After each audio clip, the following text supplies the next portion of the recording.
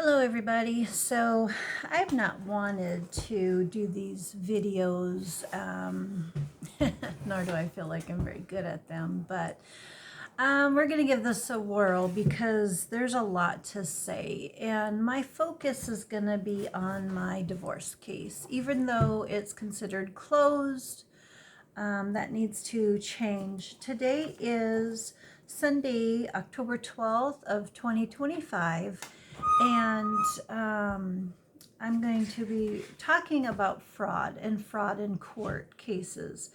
Fraud in court is addressed in North Dakota under Code 51-15-02, which defines fraud as intentional deception resulting in injury to another. This statute outlines the legal implications of fraud in various contexts within the state. So with this being said here, we can look further into fraud renders contracts and judgments void. Not voidable, but void on its face, okay? So whatever it touches, fraud vitiates everything that it enters into. Sorry that I'm just this talking head here, but that's what's semi-working for right now. So in the case of United States versus Throckmorton, 98 U.S. 61 and 1878, fraud vitiates everything it touches. This case establishes that fraud undermines the validity of all contracts and judgments. Any agreement based on fraudulent representations is legally unenforceable. The reason that this is important today is right here. I'm holding my memorandum decision from my divorce. And in here, we will fast forward to page 6. Do you see this here? So page 6, the first paragraph says that the plaintiff, who is my ex-husband, Shannon Dieterle of McCluskey, actually Butte, North Dakota, plaintiff, prior to this marriage, has sold his former residence in Harvey and has received the proceeds in the amount of $25,000. What I've got in my hot little hands here is called a warranty deed. And if you can see down here, it says on this, that is the 4th date of May 2012 is when the warranty deed was signed with the buyers of the house. See his name here, okay? And then their name, which is Brian Coons and Phyllis Coons. We got a problem. Because again, the memorandum decision, the judgment that the judge produced, said that the plaintiff, Shannon Dieterle, sold his house prior to marriage. So we were married February 20th of 2009. Entered into divorce proceedings, it was either July or early August of 2011. Okay, and this says very clearly on there, 2012, doesn't it? The warranty deed. We were in divorce court in 2011. The judgment came out in July of 2012. This is fraud. This is fraud. So, there's a big problem with this. Fraud upon the court is a grave offense. It's particularly egregious when committed in judicial proceedings. It not only harms individuals, but also corrupts the justice system, leading courts to issue judgments based on false premises. The principle is reinforced in the following cases: Hazel Atlas Glass Company versus Hartford Empire Company, 322 U.S. 238 in 1944. Okay, tampering with the administration of justice in a manner involving fraud is a serious offense against the fundamental principles of judicial procedure.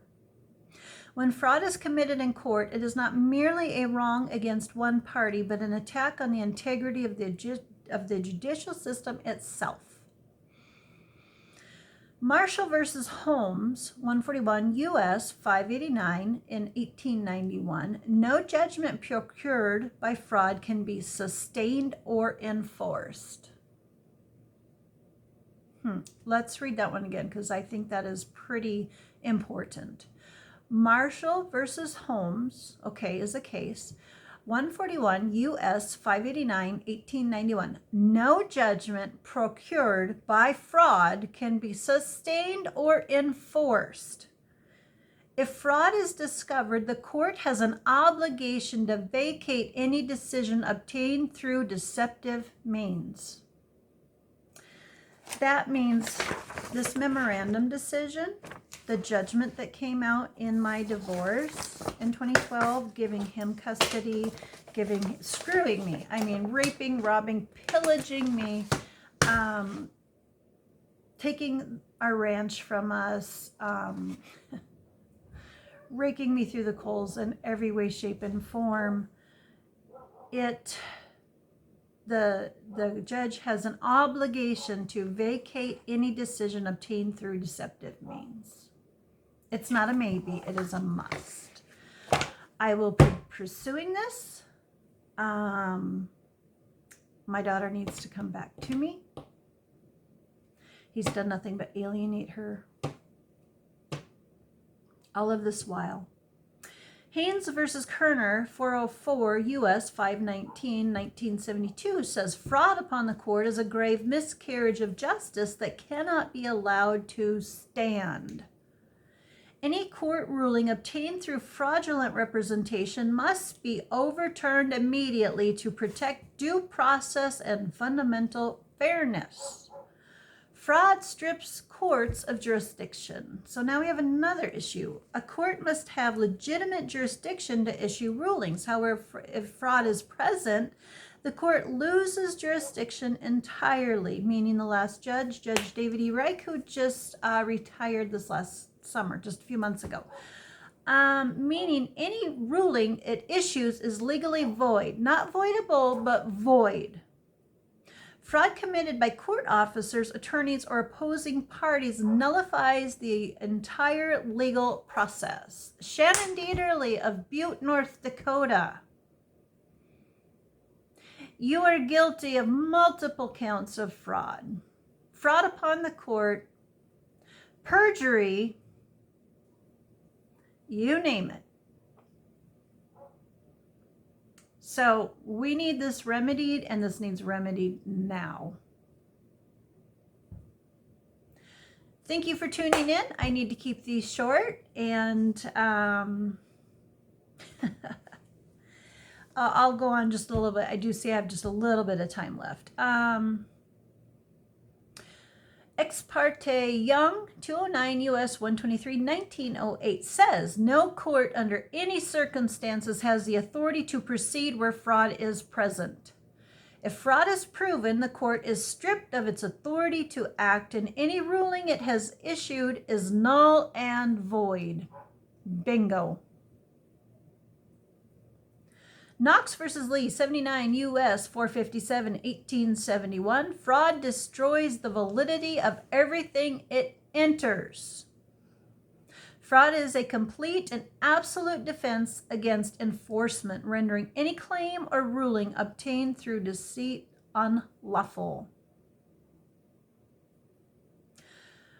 Rosenbaum versus Bauer, 120 U.S. 450, 1887. A clerk has no discretion to refuse to file a pleading or other legal document properly tendered for filing. If fraud prevents a case from being properly heard, that obstruction constitutes a due process violation and the entire proceeding is compromised. Here we are this day, October 12th is a Sunday, 2025. My name is Angie Hansen.